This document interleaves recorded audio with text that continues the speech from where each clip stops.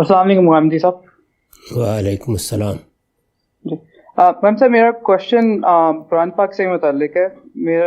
مجھے آپ کا ترجمہ اور آپ کے استاد امین احسن اصلاحی کا ترجمہ پڑھنے کی میری نظر سے گزرا تھا۔ اس کے اندر سورۃ الرحمن کے اندر آپ نے ٹرانسلیشن فبأي آلاء ربكما تكذبان کی تھوڑی سی ڈفرینٹ کی ہے، اور آپ کے استاد نے تقریباً ہر ایک آیت کی ڈفرینٹ ٹرانسلیشن ہے۔ جو پریسیڈنگ آیت ہے اگر وہ نعمت کی ہے تو فبأي آلاء ربكما تكذبان کا ٹرانسلیشن بھی نعمت کے ساتھ ہی ہے۔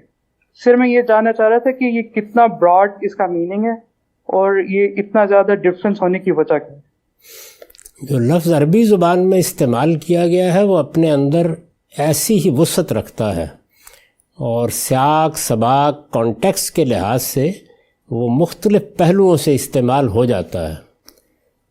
چنانچہ بعض لوگوں نے، جیسے مولانا سید ابو اللہ صاحب مودودی ہیں یا میرے جلیل القدر استاذ امام امین احسن اصلاحی ہیں، انہوں نے یہ طریقہ اختیار کیا ہے کہ ہر جگہ ایک دوسرا لفظ استعمال کر لیا ہے۔ میرا احساس یہ ہے کہ اردو زبان کا لفظ شان یہ بھی اپنے اندر ایسی ہی وسعت رکھتا ہے، تو اس لفظ کو اگرچہ یہ اس درجے کی وسعت تو نہیں ہے جو لفظ اعلیٰ میں ہے، لیکن یہ بھی اپنے اندر اگر آپ اس کے استعمالات کو دیکھیں تو بڑی وسعت رکھتا ہے۔ تو میں نے اس کو پسند کیا ہے کہ جب وہاں ایک ہی لفظ ہے تو اگر اردو زبان میں بھی ایسا کوئی لفظ مل گیا ہے جو قریب قریب اس مدعا کو ادا کر دیتا ہے تو اس کو استعمال کر لینا چاہیے۔